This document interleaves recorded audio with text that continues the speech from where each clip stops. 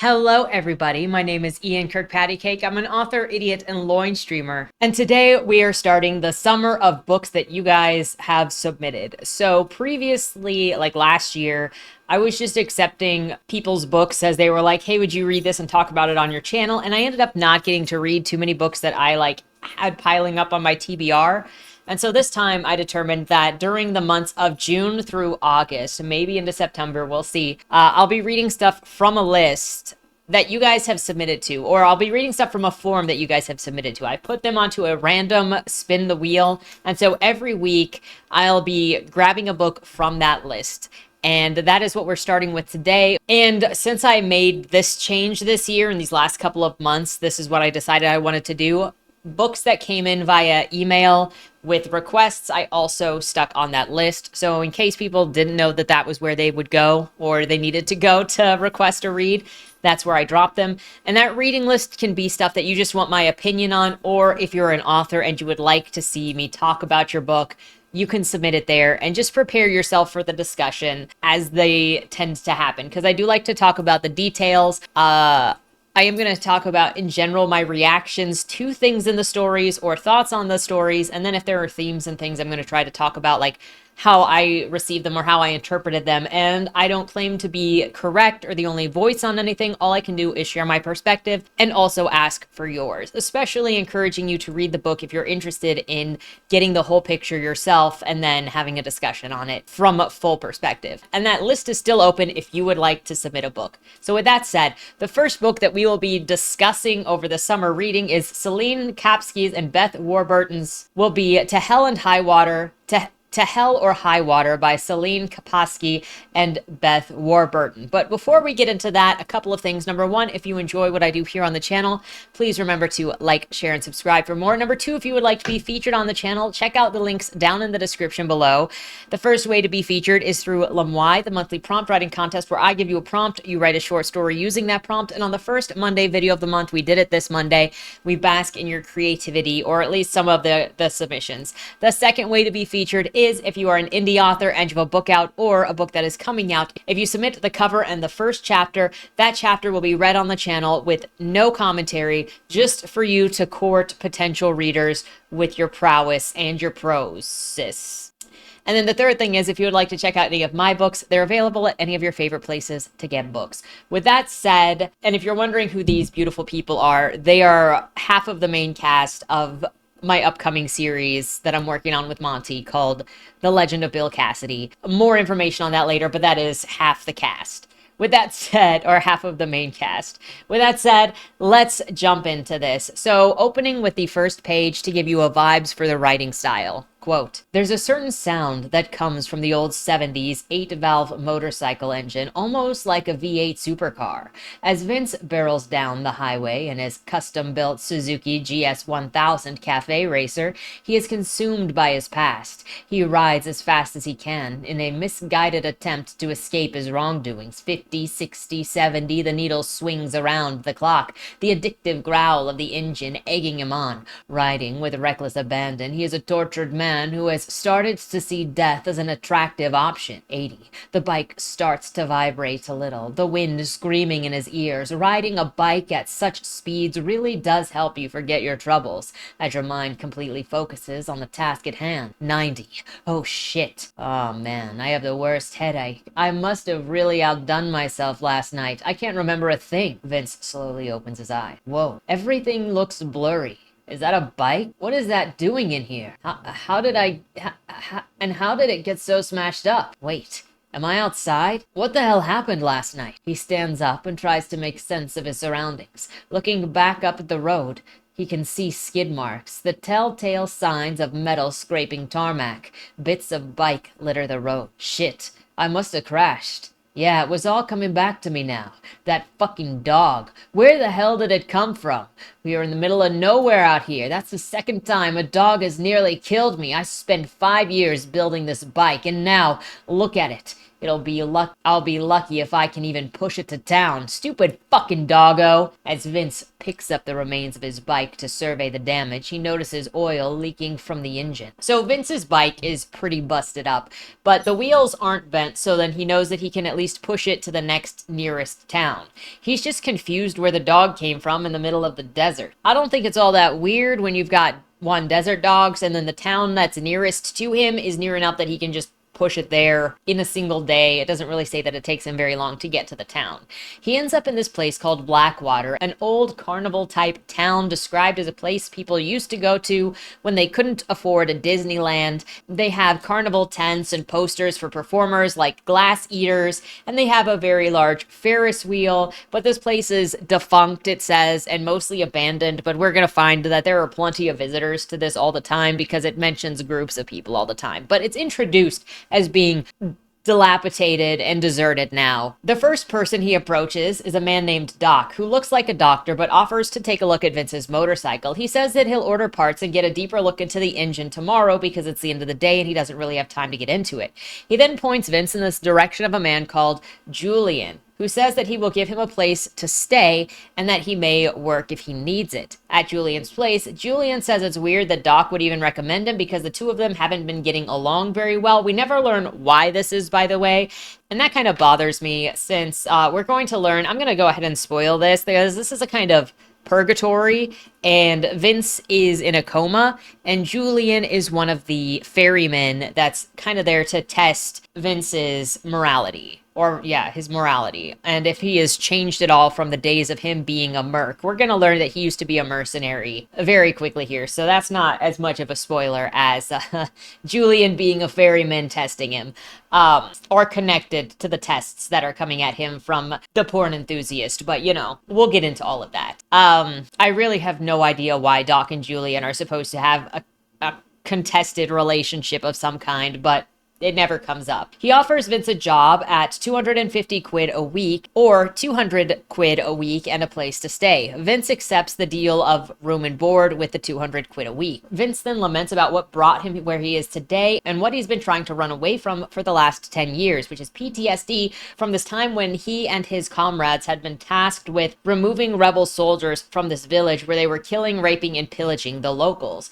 The moment he's specifically reliving is one where he told his troop to move in on this house to go after rebels, and they heard a noise and he had them to just open fire before seeing anything, and he ended up killing a mother, a child, and their dog because the sound that he had heard had actually been the dog barking. They're not actually soldiers. This was a mercenary job that he got from a private corps that he joined with other people. Vince goes walking around the town, first helping this old man pull a heavy cart to a destination of an old cinema. All of the posters that he first sees are pornography posters from the 60s and the 70s, so I guess it's not just a normal movie theater. He also carries the film canister up to the projection room, and it's some movie called Playtime by the director Jacques Tati. After the old man offers Vince something to drink, Vince wants alcohol, but the old man doesn't have any and gives him orange juice instead. Vince asks what it's like to run a cinema, and the old man says, quote, "It's like inviting all of your closest friends to your birthday party only for nobody to show. Every night a masterpiece runs on my screen, but on most nights the film is running to an empty house. I never learned to tell good art from bad. There is no such thing as bad art, especially not when it comes to cinema. Every film is precious. Every film deserves to be seen." I'm sorry, I don't know if I agree with that. I've seen plenty of movies that were pure dog shit. Films that are better off forgotten. Then they belong in my cinema. Most of these movies just look like porn. Pornography also needs to be protected, but these movies here, they are so much more than that. Russ Meyer is just as important as Orson Welles, where I am from. Merely owning half of these movies would land me in prison. In prison for showing art house titty flicks? A group of colonels overthrew the government a month before the scheduled election. It was a bad time. They censored all freedom of expression. The junta told you what to think, what books to read, what films that you could watch. I could not bear the intellectual humiliation, so I opened the first cinema in defiance. I would show American films, and they would throw me in jail for being obscene. So I would show Russian films, and they would raid my theater and accuse me of being a communist. Every night, they would would arrest me and throw me in jail, thinking this time I'd learn my lesson. But the very next night, I'd show a new film. It was my call for revolution, but I guess I still do the same now, even if nobody is hearing me. I hear you, Solemnus, but I'm afraid I've gotta get along. The old man says to Vince that he can come back anytime, and he can show him films for free.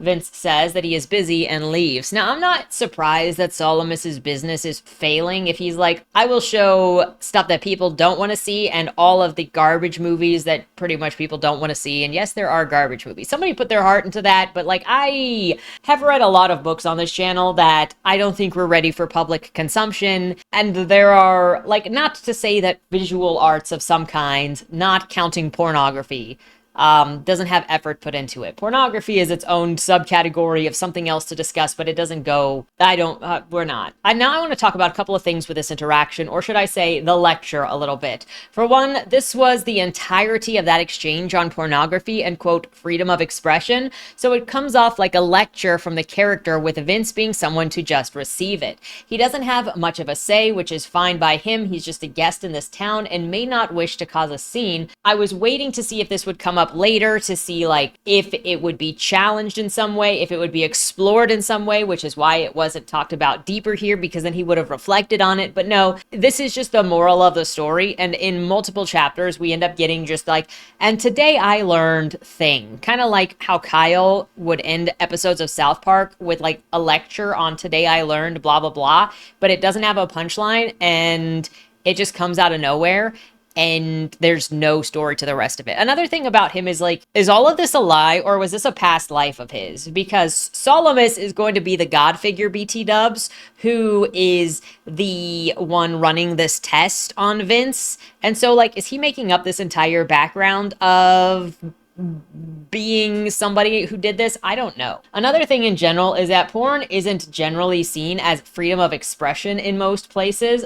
Another thing not discussed here is the amount of coercion and human trafficking that happens in porn, which, whatever, this doesn't have to, but like, to throw it out there that pornography specifically is just freedom of expression is a little bit of a wild statement throw out in the story and then not explore the nuances of the discussion you're introducing. The thing that stands out to me here, though, is that it just reads like the most base level shallowness of this conversation on this subject. And I'm not saying that Solemnus can't and shouldn't believe as a character what he wants and what he is doing is freedom of expression and freedom fighting. Just that this conversation, for what it's trying to do, is shallow and short and unfulfilling for what it's trying to bring to the reader. It doesn't really impact me, and it makes me question more what Solemnus is trying to do other than justify his being a perv in a low-rent Disneyland.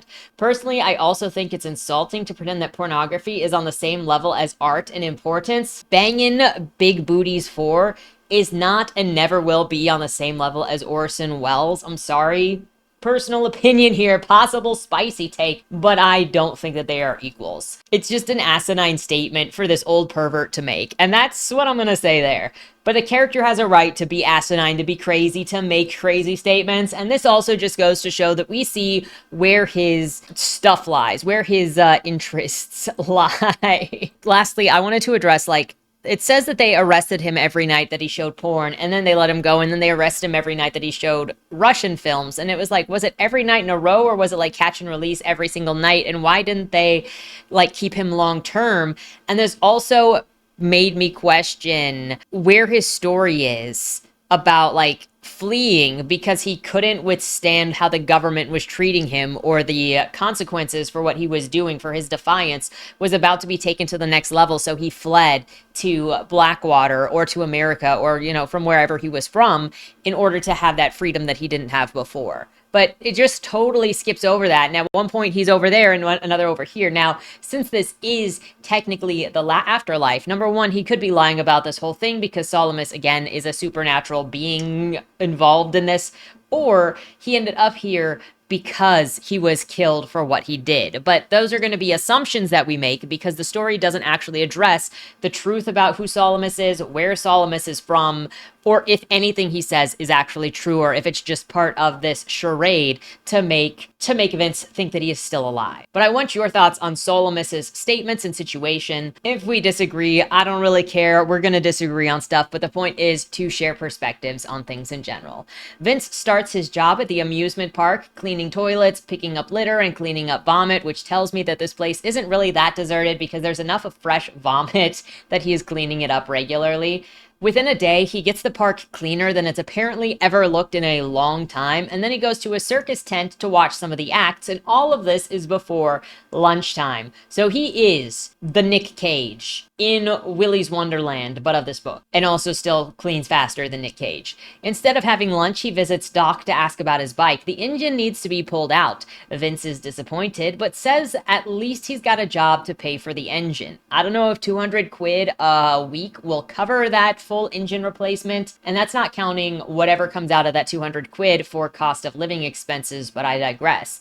With his spare time, he goes to get lunch at a 50s style diner and thinks about how he should go and watch porn with the old man at the cinema. He thinks that the waitress is so beautiful that he follows her to the kitchen after she takes his order and asks her to go on a date with him until she agrees. The cook calls him a stalker, which is fair because he immediately got up from his booth and went into the kitchen, and when he was told to get out, the guy was like, freaking, if you don't want me in here, then get security guards. That's not a red flag, but okay. Vince doesn't have much money, and now he wants to convince his new employer, whom he just got a job from, to give him a forward on that money. If I didn't know any better, I would think that this guy is a scam artist because he just drifted into town, is now going to ask for a forward on a job that he has barely started. Who says that he is not going to skip down? Also, I wanted to pause here because it mentioned that he built the motorcycle himself. So why does he need Doc to fix the motorcycle? Is he could have looked at the engine himself to see what was wrong and he didn't need Doc to tell him what was wrong? Because he theoretically is so good that he built it himself. So I didn't really understand that whole thing, and he didn't even question Doc's diagnosis of his bike. He just accepted it for what it was. He also didn't get a cost estimate. So he doesn't know how much he's going to be paying. Now, Vince is so infatuated with this woman, this waitress, whose name is Nora, that he's not thinking about his PTSD anymore. And the book literally says that she is so gorgeous, and he is so excited that he's not even sitting on his guilt anymore about what he did and the poor actions that he made.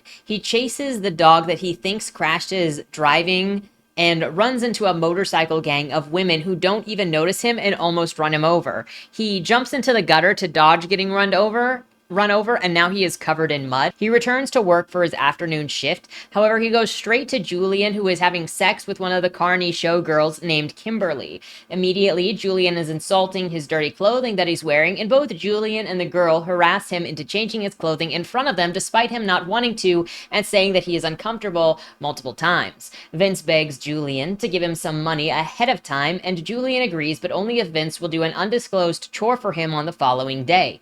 Vince doesn't feel like he has much of a choice because he needs money to take out this super hot girl, so he agrees to do the thing he doesn't know anything about just yet, and then he is given a wad of cash. I don't think that Vince has much foresight into anything. We skip then to him going on his date with Nora, where we get this exchange, quote, "Maybe it was fate," she offers. "Do you really believe in that stuff?" "Yeah, I do. I think everything happens for a reason. Every life we live, we are supposed to learn a lesson, and if you don't learn it, you will have to come back and try again." "I don't know about that." "Don't you believe in anything?" "No. If it was up to me, religion would be illegal. It causes nothing but trouble. Just think of all the wars that have been fought in the name of God. It's ridiculous. Besides, who the hell do they think they are to speak for God? Deep down, I reckon those people are afraid and don't want to think for themselves, so they let their religion think for them. They just want to be part of something to find comfort and safety. That is what it all boils down to. I mean, if you need to follow an old book to order you to be a good person, there's something wrong with you. My God is real. Your God is a false God.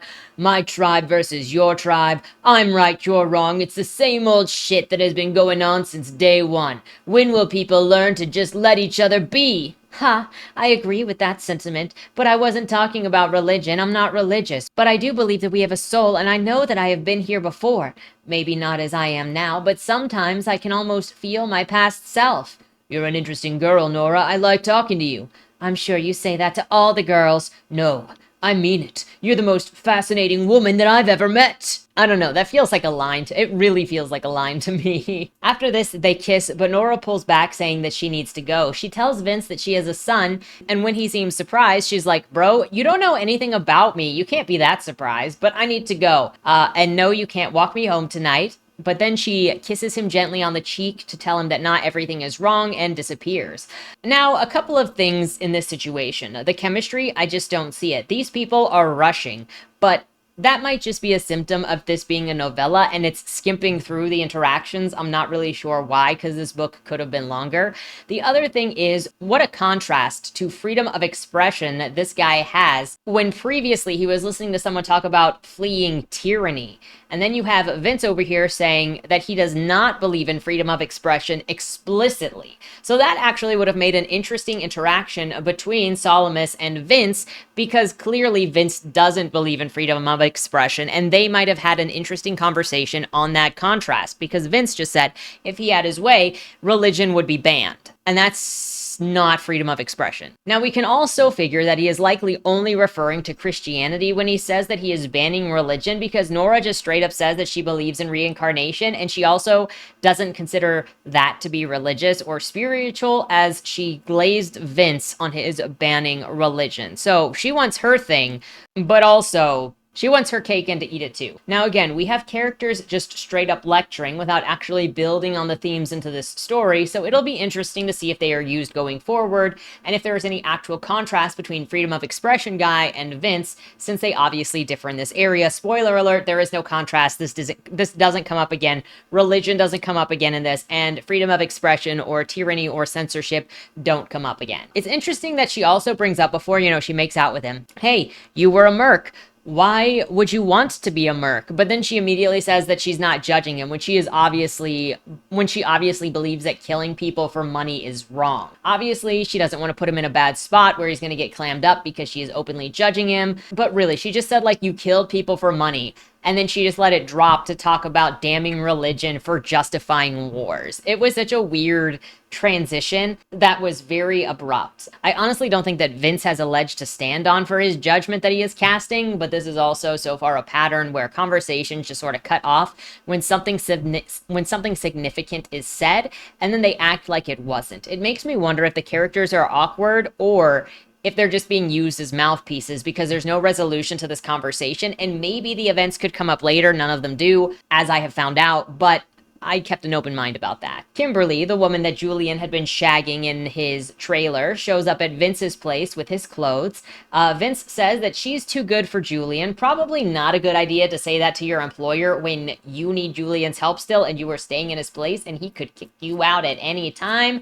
Better hope that doesn't get back to him. Vince learns that the outfit that he was given belonged to a dead clown, and Kimberly reiterates that she also believes in reincarnation. Quote, he gave me the garments of a dead clown? I mean, do we ever really die? Maybe our souls just return in another physical body so that we can continue to learn important lessons for our spiritual growth. Vince isn't able to process the depth of Kimberly's insights, for he is too busy thinking about a far more pressing matter.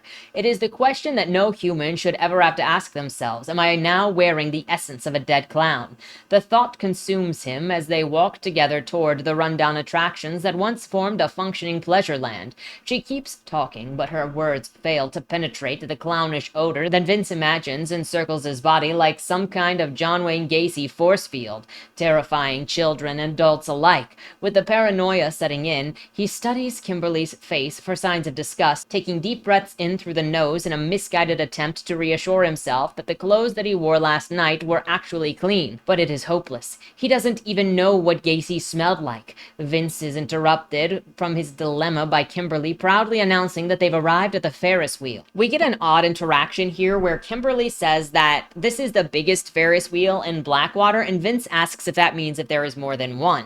This made me question, how big is Blackwater that it could not only have multiple Ferris wheels, but you wouldn't be able to see the multiple Ferris wheels from your location in the town? Because that sort of implies that it is a large town. I was under the impression that this was a small place. Anyway, Kimberly mentions the Ferris wheel made two people go missing missing and they never found the bodies. And it could be a portal to the other side. Maybe she should be a little bit less, it could be a portal. And also, how did Kimberly not get into more trouble with Joe and the other side of the ferryman when she is clearly like straight up telling him what is going on? Vince, probably being awkward and unsure of how to respond to this, goes, yeah, sure, a portal to somewhere makes sense. And then we are introduced to Tina, the glass eater, but that doesn't really go anywhere. He is approached by O'Malley, somebody who works at the carnival, to go and clean some vomit off of some ride.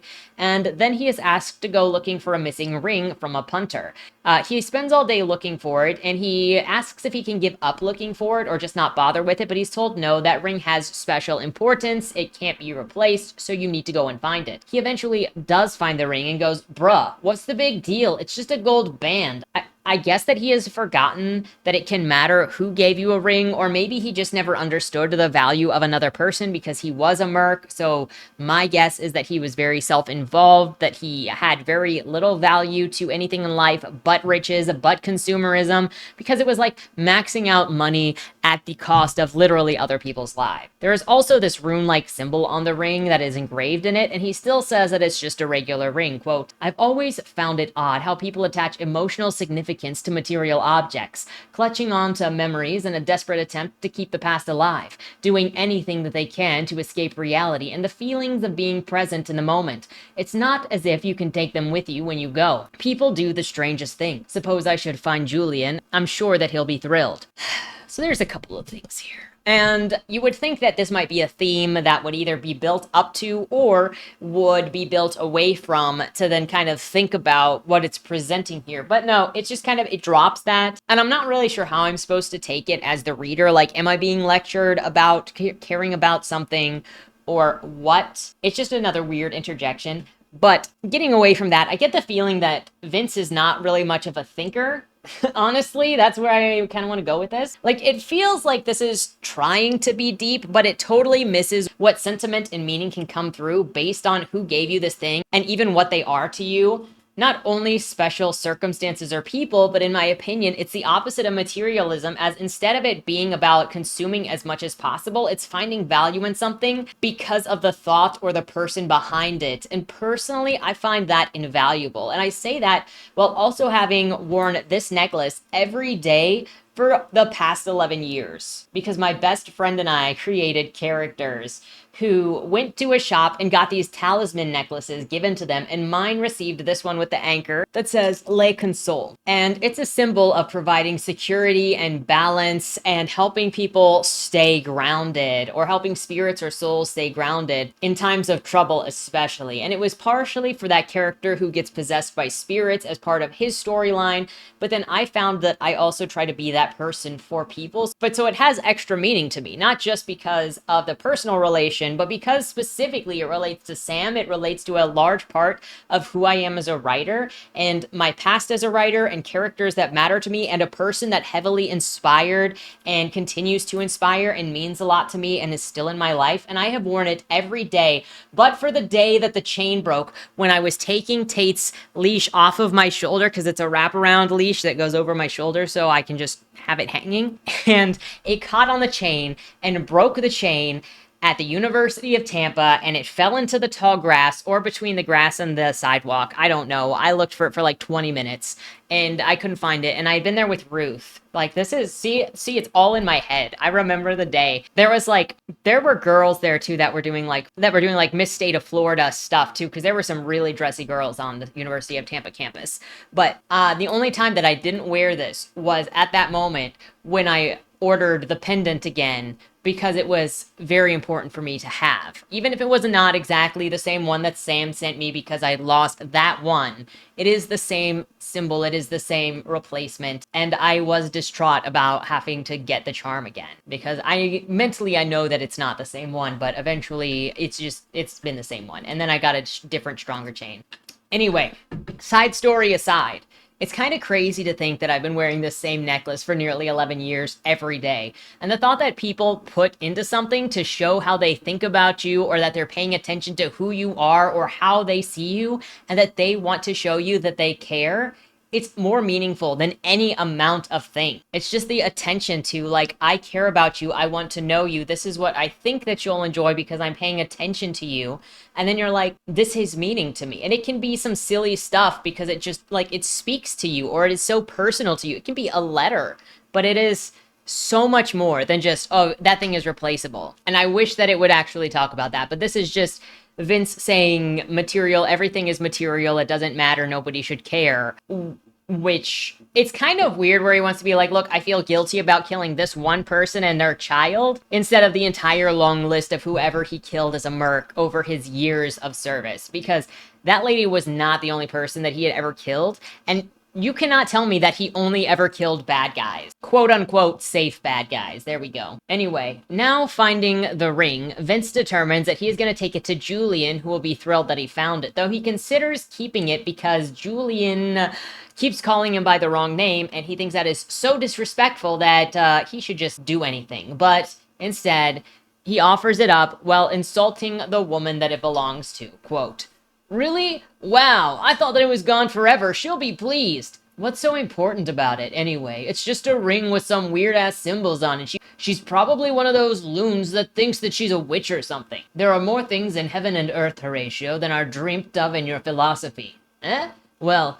that'll be it for now. I expect you bright and early in the morning, time to pay off your debt. And that's the end of that scene. How are you going to introduce yet another thing just like that and then just like slap it down? It feels like this is afraid of a dialogue between characters. Vince then goes on his date with Nora, where they ride the Ferris wheel together on a timer that she apparently understands about the Ferris wheel.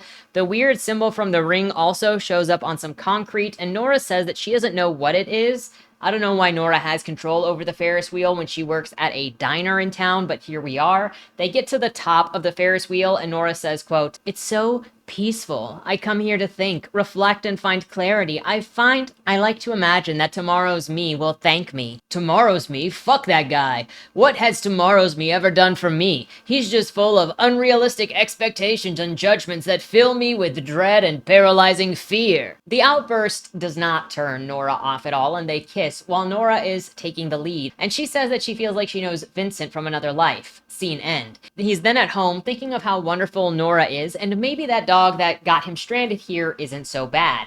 Switch over to Nora's perspective just so that we can hear about her nonverbal son. Quote, "Raising a nonverbal child comes with a lot of difficulties, even more so when you're a single parent. Over the years, Nora has become quite adept at figuring out what Mike needs, but even so, she has no way of knowing what is truly going on in her son's mind. This frustrates him just as much as it does her. He often tries to communicate with her, but the signs come out all wrong, and when she doesn't understand him or what he's trying to convey, the frustration can be overwhelming. This often results in a meltdown, or alternatively, he can become completely withdrawn from the world and shut down, unable to engage with anyone or anything around him. She tried to teach him sign language, but when he becomes upset, there is no reaching him. This morning is no different. He then has a meltdown for no reason, locks himself in the bathroom to destroy things, and then she gives him cake. She also says, quote, "We've got red velvet, your favorite." Mike eventually opens the door, still hyperventilating and with tears streaming down his face.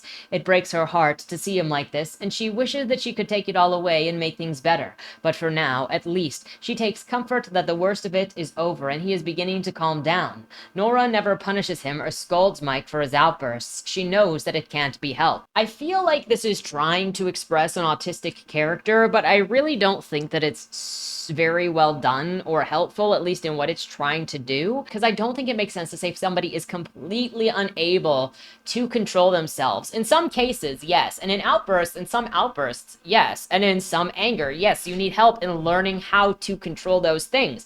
But if you never learn how to cope in a healthy way, then you're never going to be able to control yourself. And it's just some people need more help, whether it is with behavioral therapy, medication or a combination of behavioral therapy and medication, but to just be like, I'm never going to do anything, it can't be helped, you're not helping that kid. You're not helping that kid for the future. I take from this that Nora is a mother who is in over her head and approaching the situation not well, but she doesn't really know what to do or how to deal with Mike. Returning to Vince, he gets his side job from Julian, which is driving Fabio the alligator man somewhere. Alligator man feeds him a formaldehyde fetus juice as a joke as their introduction and laughs at him for not knowing that that was what it was. After arm wrestling, the alligator man agrees to be driven by Vince and is taken to this hill with a memorial site on the top of it. Alligator man calls Vince not a real man since he was a merc and not a soldier, and that was a pansy's job. He then suddenly just disappeared. It should be noted that Vince had to carry Alligator Man up the hill because Alligator Man doesn't have any legs. Vince immediately returns to Julian and tells him that Fabio is missing. Julian says, Fabio has been missing. This place is a place for the lost, and everyone here is lost and not getting out. You don't understand the depths of what you're in. Again, this is another person that is breaking the code of then they get mad at freaking Salamis for doing things. I don't blame Joe for being mad at these people who are intervening. Vince is pissed off and says that he is going to leave as soon as his bike is ready and then storms out. Julian sicks somebody to stalk him. Vince gets attacked by some biker gang girls, but one of them turns out to be this woman named Faye, who was a part of his merc group. She pretends that she doesn't know him until he proves that he is who he says he was. They're all confused as to why they are here, and Faye says that someone named Joe is after him. He leaves Faye with this Carnie strong woman named Beanie, who was the woman that was stalking him. He leaves Faye with Carnie, the strong woman Beanie, who had been stalking him, so that he can go and confront Julian about all of the weirdness that is happening. But Julian won't say anything. However, Julian does offer him an antique, very rare bike and a pay grade upgrade if he agrees to do a daredevil act. And he does agree. He then calls Nora and tells her about all of the craziness going on. She invites him over so that they can talk about it further.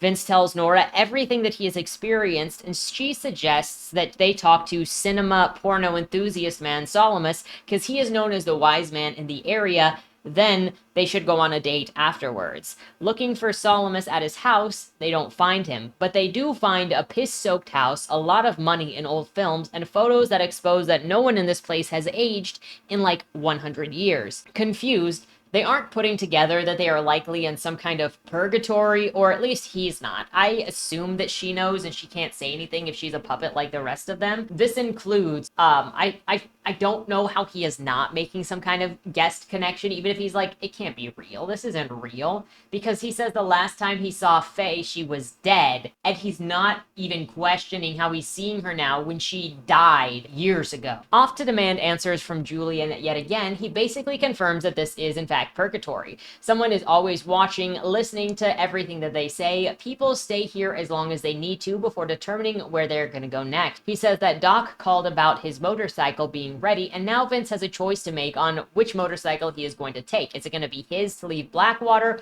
or is he going to do the death trick? He again is told to go and talk to porno enthusiast, the wise man. He returns to Beanie and Faye, who are exchanging stories about themselves with each other when a car shows up. Nora tells Vince to get in the car. They need to talk. Everyone is now at a restaurant talking to one another. Quote, I don't understand how Fabio can be in the picture.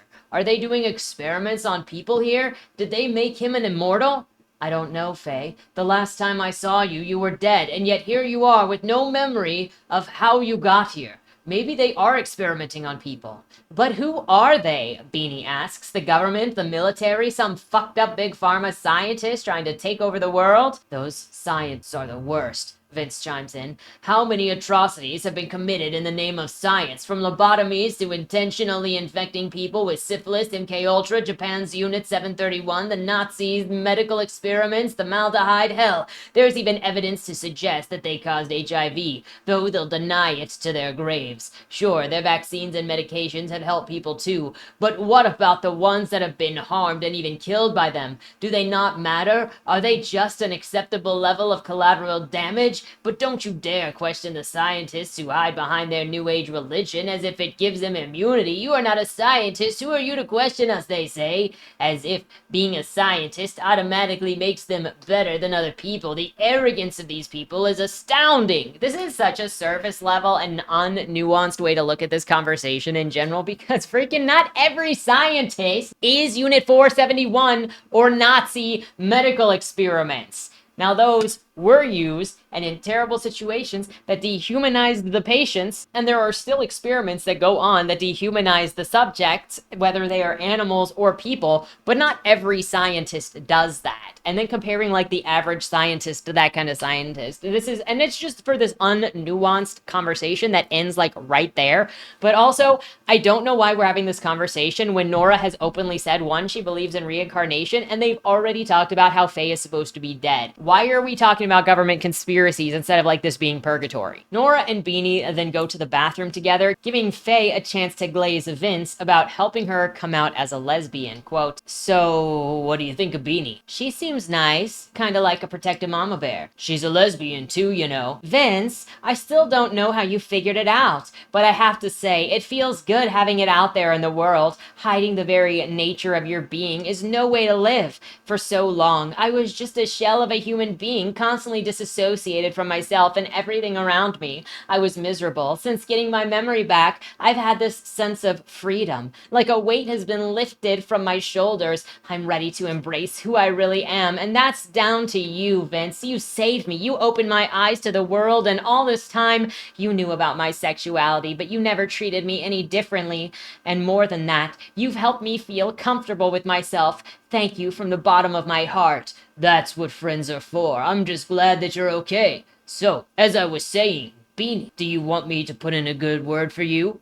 They decide to chill for a few days and regroup eventually when they've figured out what is going on. Vince then goes to Solomus, and Solomus is waiting. Sol also won't give a direct answer to anything that he has asked, but mentions a song, and then, quote, "I was just a boy, but I wanted to do something about it, so I joined the resistance to fight back against the Nazis. We knew that we didn't stand a chance, as we didn't have the weapons, just a few hunting rifles, but we fought them hard. There were maybe 40 of us, farmers and poets, bakers and fishermen. They slaughtered us. I saw my friends and countrymen die, yet miraculously I survived. I was not the strongest or the best fighter. It was just luck that I made it out in one piece. When I returned home to my village, my mother greeted me by throwing a frying pan in my head to dare me to disobey her and for risking my life. But I never felt bad for joining the resistance or for what I risked. I only felt guilty because I lived when better men gave their lives. I'm afraid that I don't see how any of this relates to my dilemma. If we all had the same deaths, there wouldn't be any heroes. It is the dead that inspire us, the dead that we write songs about and erect monuments to, but we forget about the ones that remain to carry the burden that comes with the memory, the ones that have to rebuild it all afterwards. You have to stop blaming yourself for the horrors of war, and you should not hold it against your friend either. She'll have to battle her own demons, just as you are now facing yours. Trust me, you will have to make the right decision. You know what? This would have made more sense if the people in this town were treating him like the monster that he was. And he was a monster. He was a merc. That is just money for hire, okay? You don't care who the enemy is. You're getting paid. Now, maybe you have a code of some kind of like where you get the money from, who you'll take the jobs for. But like, why did he pick a merc? And if he was some sort of Peace Corps style thing, then that needed to be explored or expressed in some way. But just saying he was a mercenary, I don't know about anybody else. I get a picture of somebody amoral when they're a mercenary. But, you know, you let me know your thoughts, because you're not the same as a soldier who is at least fighting theoretically for your country and maybe amoral for other reasons. Also, I'd like to take this moment to say I will never get away from the Nazi references, will I? But also, I don't think people plan to have different kinds of deaths just to give them meaning.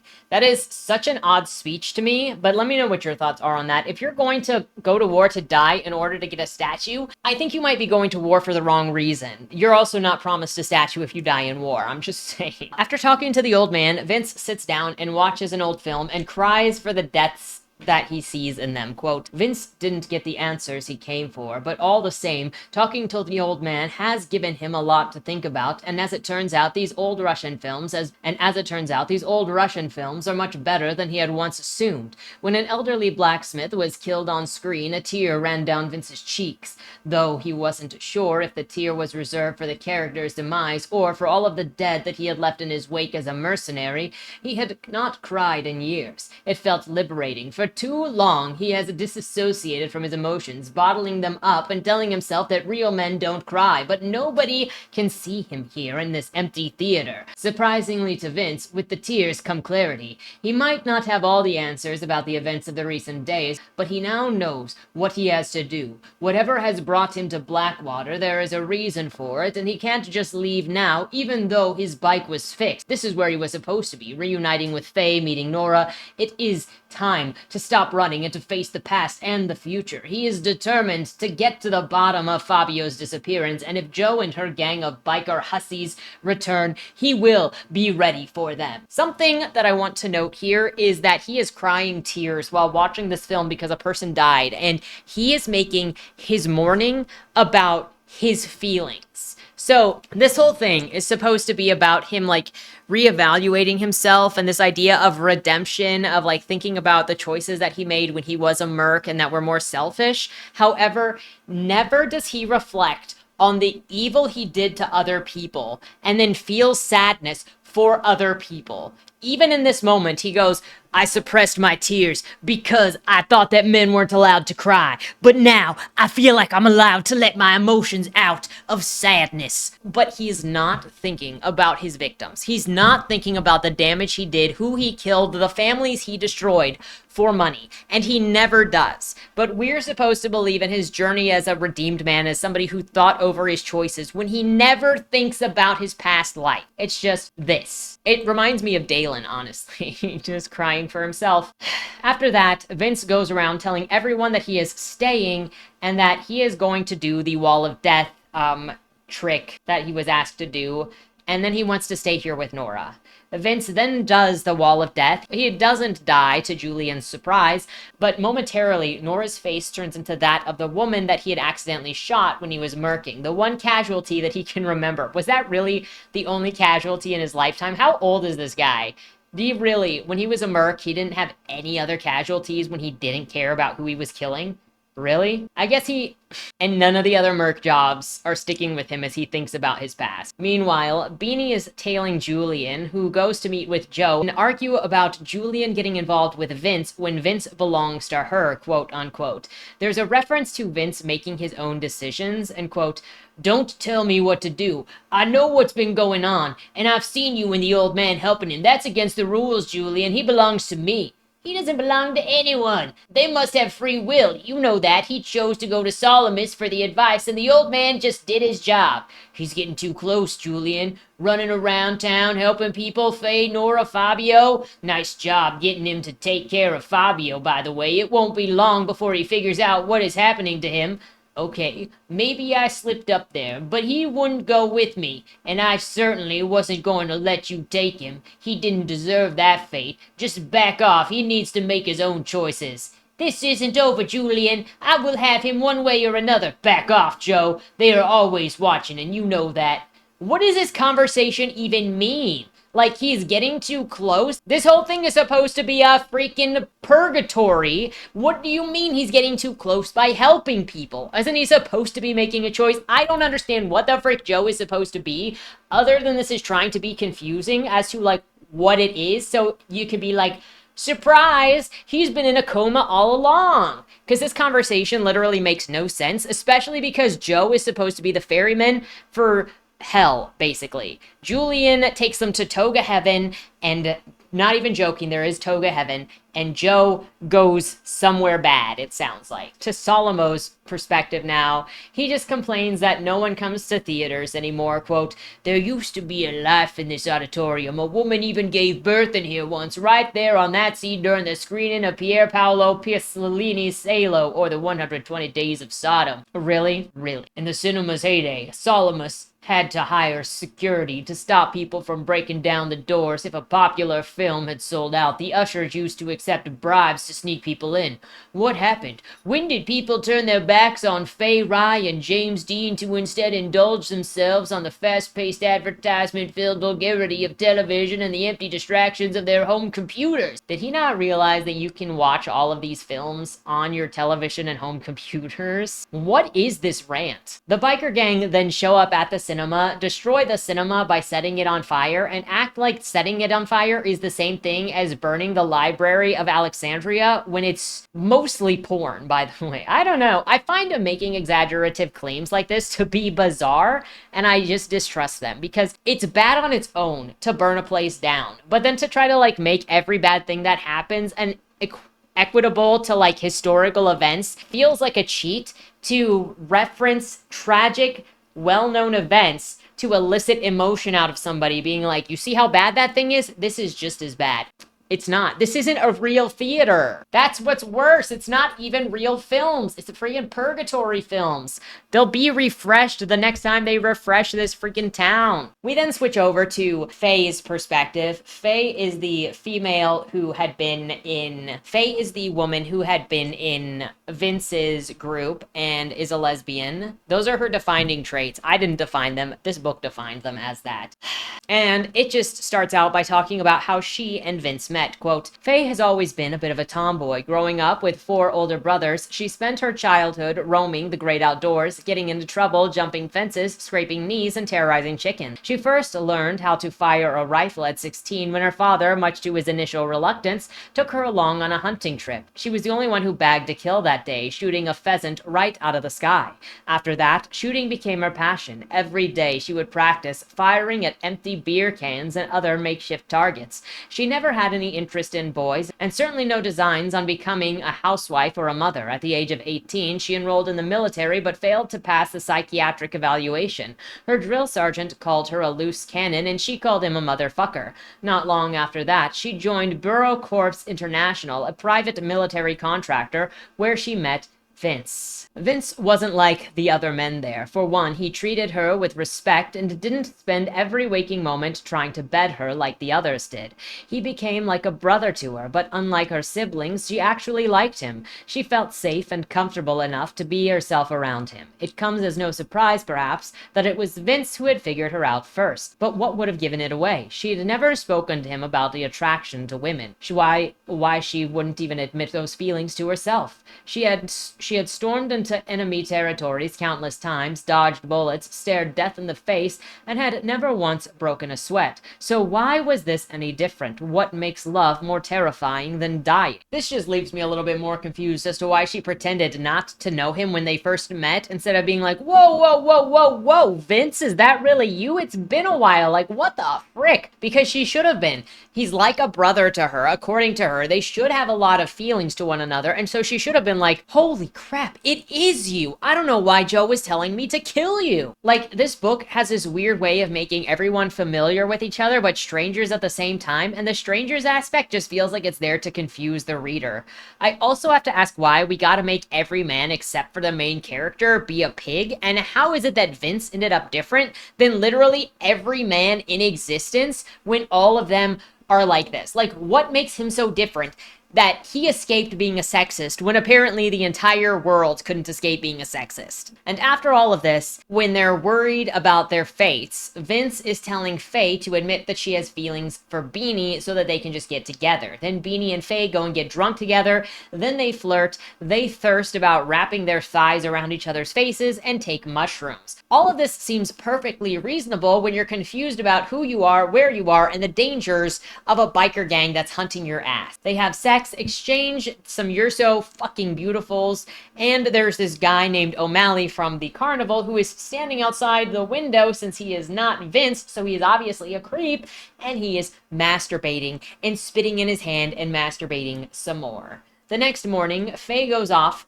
to get them some coffee, and Beanie stays here to masturbate with a very detailed masturbation scene. Quote, relief washes over her as she gets another hit of dopamine. Faye is into me, she decides to tidy up the place while she waits. Still not back. Maybe I have time for a quick shower. After freshening up, she puts on her favorite lingerie and jumps back into bed, expecting Faye back at any moment. The anticipation of what's to come has got her all worked up. She slides her hand into her satin panties, being careful to avoid her most sensitive parts, and begins teasing herself. Fantasizing about Faye's beautiful curves, she can feel herself getting wetter and wetter. She contemplates reaching for her favorite toy, but doesn't want to climax without Faye. She continues to gently rub herself, spreading the moisture around. She gets more impatient, allowing the occasional finger to slide up against her clit. Between the heavy breathing, a moan escapes her mouth. Where is she? She should be back by now. A little faster, her rhythm picks up. She's craving something inside of her, and she desperately wants it to be Faye. Unable to wait any longer, she fumbles around in her bedside drawer, grabbing her favorite toy. Pulling her knickers to one side, she rubs the length of her toy up and down herself and plunges it inside. It feels like heaven, and she screams out in ecstasy, plunging it in deeper and deeper. She squeezes her breasts faster and faster. Her mind goes blank. An explosion of pleasure washes over her from somewhere deep within. She lies there in the afterglow, a sticky, hot mess. I need another shower. So this is so weird for a couple of reasons. You might wonder where this smut scene came from, and me too, fam, because this scene has nothing to do with the story, and now we're just sitting here turning the female characters into literal sex objects to be watched masturbating when they have done nothing in the story. This is literally the role that this character was given. I don't know. I can't tell you, but it gives me the ick, and it feels very voyeuristic. The other thing about this is we're at 71%, and suddenly these side characters are just, this is what they get. It's also an interesting observation to me that the male characters in this book do not get a single description of what they look like. However, the women get they are super hot, they are super beautiful, and then full-on described sex scenes, while the men just get nothing. Like, Vince even stays over at Nora's house overnight, and there's no description of anything. It's an interesting choice, to say the least. The other thing is, I don't know why Faye told Beanie that she was just going out to get coffee when she was moving on with her life. Like, what? Faye told Beanie that she has feelings for her and then ascended to the next plane without telling her, without being honest? Why didn't they just ascend together? Returning to Vince now, because we only needed that detour so that they could have sex and masturbate. Vince stayed the night at Nora's, and then she works with him through his feelings of guilt over the random woman he killed. I don't know. Again, we're not addressing any of the people he killed for money. Quote, who was she? The woman. I don't know, to be honest. All I know is that my actions got her killed. Because of my mistakes, an innocent family died that day, and I can never take it back. Never make it right. It's so easy to only see the worst in people, but we aren't defined by our mistakes. What's important is that you learn from it. Did you learn and grow, or did you continue to make the same mistake over and over? We are capable of both good and bad. There's a lot of good in you, Vince. I've seen it. Maybe we should talk about all of the deaths for hire that he did, rather than the one before we have this conversation. And then he is playing with Nora's kid, Mike, and I didn't know that they actually had a relationship because they'd never been in a scene before, but it looks like it's for the purpose of a lecture. Quote, as they threw the ball back and forth, he finds himself thinking back to his own childhood. It dawns on him that it's been close to 30 years since he last played in the sand. He tries to remember if he ever played catch with his dad. If he did, he can't recall. His father was a good man, but he always seemed too busy to play with him, too wrapped up in his work and trying to provide for his family to actually be part of it. He died from a heart attack when Vince was 13. Playing catch with Mike made it even more evident what's truly important.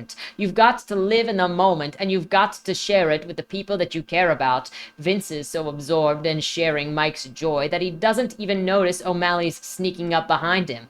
It was his figure blocking out the sun, casting a huge shadow over them, that had alerted him to his presence. I hope he washed his hands after he was diddling his fiddle. So Carnie Man O'Malley shows up to ask Vince why he wasn't at work today. And Vince is like, what business is it of yours? And it's like, maybe because he is like your manager, and so he knows when you're not at work because you're not doing the job that he has assigned you. Maybe that is why. What kind of question is that? O'Malley oddly eyeballs the child before he exits, and so then Mike is like, we need to keep an eye on that child because it is obvious that somebody is going to do something to that child. As Mike is about to have a breakdown, Vince knows what to do, and You get Mom going, quote, "Wow, where did you learn to do that? I've never seen him calm down so fast before. Why don't we get a bite to eat? You hungry, Mike?" This confirms to me that the characters aren't actually talking to one another, because she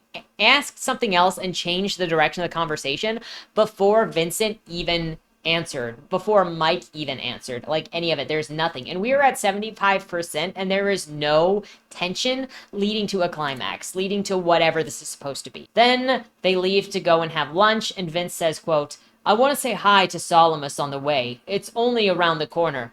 I don't think a porno cinema is the right place for a child, Vince. It's not a porno cinema. Solomus is just a little eccentric. I've got to ask him about the runes." It is so sus to call a porno parlor just being eccentric. Bro, it is called porno before. It is not just him being eccentric. And it's sus that he's like, let's just take the child there. It's just eccentric.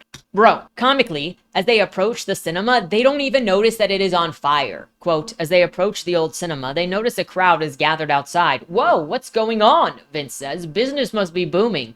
Getting closer, they see that Solomos's cinema has been burned down. It's a hellish scene. The onlookers stand there, gawping at the aftermath of the all-consuming inferno. The fire is out, but the emergency services are still on the scene, combing through the wreckage. An old woman in the crowd says that it is better that the porn theater burned down, and Vince calls her ignorant. I don't really care what an adult thinks if they are all about taking a young child to go look at pornography, to be honest with you. Vince and Nora then think that O'Malley knows what's going on, so then they go to look for him. So they believe that he is on the beach, and when they get to the beach, they see Julian out at sea on a boat with some figure slumped over that they believe is Solomus. Trailing behind and distracted, Vince gets hit over the head with something. It actually turns out that he had started running, and then he just ran straight into Beanie, who had come around looking for Faye. It turns out that Faye and Vince, despite being soldiers, lack any level of survival skill at all. Beanie and Vince then threaten Julian that if he doesn't tell them where Solomus is, they're going to torture and kill him until he does. Julian says, "Give me a chance, I can show you somebody that will change your opinion on all of this," and he brings him to a hiding place where he's actually got Solomus, and Solomus explains that it was the biker girls who burned down the theater, and Julian helped him get to safety. Julian says that Faye came to him to move on to get to the next life, though Beanie doesn't believe it since she had just said that she was going out for coffee. Why would she do this? Why would she be like, I have feelings for Beanie, but I am just gonna blow Beanie off and lie and then move on and not tell her? They then rush back to Nora and Mike because they obviously believe that danger is going to happen. Lo and behold, dozens of biker chicks with an array of weapons like knives and katanas and brass knuckles are being led by an Amazonian woman to rush at the amusement park. I'm not joking. Quote, "The floor beneath them shakes as a roaring thunder envelopes the trailer park. Is this Armageddon, the end of days?" Vince opens the door to see where the deafening noise is coming from, though he knows exactly who is responsible. He has heard this roar before. It's Joe's biker girls, though this time it was not the usual three, but a deadly squad of a dozen riders, some of them holding strange medieval weapons, swords, axes, and spears, decorated intricately carved runes and sparkling jewels. Up front rides a huge Amazonian warrior, commanding them to charge the amusement park. Bringing up the rear on a small scooter is O'Malley. Julian comes marching out of the trailer. I don't know what this is anymore, honestly. The bikers don't even know how to count. They get stuck at 8, and then they are demanding Vince because Joe wants Vince. The Carnies now assemble to fight off the bikers, and this is what it becomes. Quote, "Get off of me, stupid bitch. You're a treacherous little worm. Tell me where Faye is. I have no fucking idea. Why don't you ask Julian? No more games, you hear? I'm not going to ask you again. Tell me where she is. Go fuck yourself." Beanie positions O'Malley's head between her big, strong thighs and squeezes them together with all of her might, crushing his head like a melon, causing his eyeballs to pop out of their sockets as if that's not a fetish. In a moment of clarity, Vince remembers the chainsaw from Fabio's arm wrestling antics. He runs runs out to this trailer, kicks down the door, grabs the chainsaw, jumps on his motorcycle. He sets off in pursuit of the ringleader, who he can see has just put a pair of carnies out of their misery, stopping just a few meters in front of her. They stare each other down as she wipes the blood from her face. Vince pulls the cord and the chainsaw bursts into life as she pulls her sword out of the dead carnie's corpse. They circle around each other on motorcycles before charging like night jousts. Vince impales her body on the chainsaw, lifting her off of the motorcycle and sawing her clean in two. The plan is worked. With the leader dead, the biker girls make a hasty retreat. They don't retreat without taking the child, and Kimberly also dies, saying, "Don't cry over it being over, smile because it happened." Sure, it's an easy thing to say because, Julian is crying over her because she's dying. Easy thing to say for her being like, "I'm the one moving on and leaving you behind. Don't cry for me. Just enjoy that we had time together. I'm not choosing you anymore. Just be glad that I chose you once." That's what she's saying. Briefly, and as Mike is being carried away now, he magically is able to just say, "Help!" And he has never spoken before. So I guess Vince is really just magical for no reason. Briefly, Julian thinks that Vince is working with Joe, but that passes super quickly. And he's like, "Look, I will help you. Go and hunt Joe down to get the child back, but we have to do a Carnie funeral first." And Mike agrees. Then it's time to save Mike. And also have another come to realization speech. Quote, "Vince can't help but wonder how he ended up here helping his band of misfits. The Vince of old was only ever out for himself. But since his unexpected arrival in Blackwater, he has changed. He has fallen in love, bonded with Mike, and been reunited with Faye. Beanie and Solomus he considers family. He cares about people now. He has found his inner child, the real Vince, before life had taken his innocence, beaten him up, kicked him around, and spat him out. For years, he had been numb. But now he is starting to actually feel something, real emotion, love, joy, fear, uncertainty, all of them to be embraced, the good and the bad. They must exist alongside each other and cannot have one without the other if you wish to be in the moment and present in your own body, as Vince knows only too well. To try only leads to a lifetime of depression and dissociation. They rush through a bunch of steam to get to a castle in this village for a final showdown, and Vince isn't happy that the baddie is hiding. Quote, "What is this trickery?" he shouts. "Come out and fight! You deserve this! I know what you have done! You've killed people! The people that you've killed! Yeah? Well, you're next, bitch! You think that I'm the bad one here, but I'm not. It's you, Vince. You haven't changed. People never do. They might want to, but your kind are incapable of helping themselves. You don't know me. You don't know what's in my heart. I'm a good person. Yes, I've made mistakes, as we all do, but I've learned and grew from them. I flourished through adversity, opened my heart, and have fallen in love. I chose to leave the darkness behind and move into the light." I'm not prone to believe somebody who is signaling themselves so hard as becoming a righteous person. Again, this is Dalen vibe, where it's like, no, I feel sorry. You've never apologized to anybody. You cried for yourself when you were in a dark movie theater because you were like, men are allowed to cry. But you never apologized and repented for the people that you killed for money. It's Dalen. He also praises himself for having a hero's death. Quote, "All of the years, all of the mistakes, all of those lessons learned, the good and the bad, the love and the hate, the pity and the self-loathing, all of it coming down to this moment, one final life or death decision, one final test of character. He has every reason to open fire. Joe has been tormenting him since the day that he arrived in this town, and now she is hurting the people that he loves.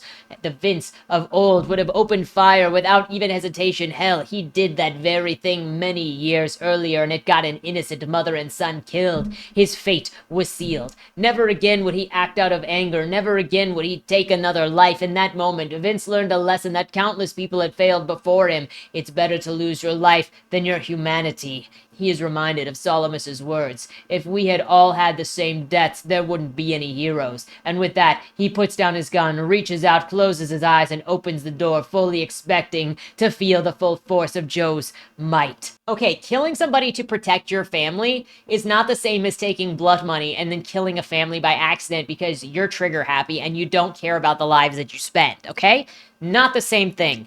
Also, if you're thinking, well, I could kill somebody to defend my family, but if I die here, I could die a hero's death, then opening the door and doing one of these so that you can get full of lead is not a hero move. It is a self-martyrdom complex move And it is so dumb. I'm sorry. Can anybody see anything else from this? So he waits for death to come. It does not come. A white light, peace, and a boat with Julian appears. Solomus is also there, and he explains what this has all been. Quote, "It's okay, son. You're safe now. Everything's gonna be okay. There's something that you need to know. You've been in a fight, Vince, but what you didn't realize is that this was a fight for your very soul. One last chance for redemption. Joe thought that you deserved to be punished for the life that you had lived, but Julian wasn't sure. So, between them, they devised a plan, a test of sorts to determine your fate. The problem is Joe went rogue. She wanted your soul for all eternity. As for Nora and Mike, they aren't who you think. In the absence of prejudice, you fell in love with her and saved yourself in the process. You could have opened fire and made the same mistake all over again, but you changed. You grew. You made amends." I would also like to mention that his speech before about not killing anybody, because at least he didn't lose his humanity, reminds me so much of one of the books that I read previously. I can't remember which one it was. There have been a couple of them like this, where they're like, no, I refuse to hurt anyone, so I'm just going to let the bad guy go. And I'm sorry, if you know that the bad guy is going to go and like rape and then murder your wife, but you're like, I'm not going to get the blood on my hands. At least I didn't kill anybody, even if my wife ends up murdered and raped. I think that we still got an issue here because it's still happening and you knew it was going to happen. I think it was one of Stuart Turton's books, actually. I think it was The Last Murder, The End of the World that last had me talking about this. Because they were like, look, my hands are clean. Even if I know that you're a bad person, you're going to go and destroy an entire planet, at least I didn't kill you. That's a false sense of self-righteousness. It is a nuanced subject overall, but this is just clumsy for me. I mean, let me know what your thoughts are on that if you want to. It is a spicy subject. I'm not really talking about it here because this book doesn't really talk about it. It just presents this, and I'm like, this is sad. So we learn that porno enthusiast guy is the god figure in this, and we're not going to have any recognition of Vince's bigotry against religion or any looking at how he views the afterlife. It goes. I don't know if this had the message that it was intending to have for me, which is he needed to review his life for taking money to take people's lives, but instead he made a misfire by being too trigger happy that actually killed a couple of innocent people, just these two innocent people, apparently, and now he felt guilt over that. But then he fell in love so that he didn't kill her again. So I guess the difference is you get your life saved if you fall in love with the person. Like, they're going to give you something now because it's going to give you something special, so now you're not going to kill them. I don't think that that is the message that it meant to give. That's not a message of redemption to me. We learned that he has been in a coma. I don't think it proved what it wanted to prove because it made him need to fall in love with her in order to care about her and her child. And he never repented for anything that he did or made any different decisions. He even tried to torture and threatened to kill Julian not that long ago. We learned that he has been in a coma since the bike crash at the beginning of the book. He's told that staying here to face his demons was the right move, but I don't really see how anything that happened here was facing his demons. There is no analogy for what he did, no options for him to kind of replicate the situation that he did poorly. Julian and Solomon go off to do afterworld ferryman stuff, things, while everyone else gets to stay in Toga Paradise until, quote, "So," Vince addresses the group, "eternity in paradise, huh? Who saw that coming?" "Well, maybe not eternity," Morwenna says. "I think that could get a little boring. Besides, what is there to learn in the absence of adversity? Maybe, when we're ready, we'll return to the physical world and try again." The end. Does it ever end? I don't know. Okay, the genre/audience, I felt like an immature adult novella, supernatural, philosophical to me. The hook, the opening gives you this guy with a checkered, selfish past of being a merc.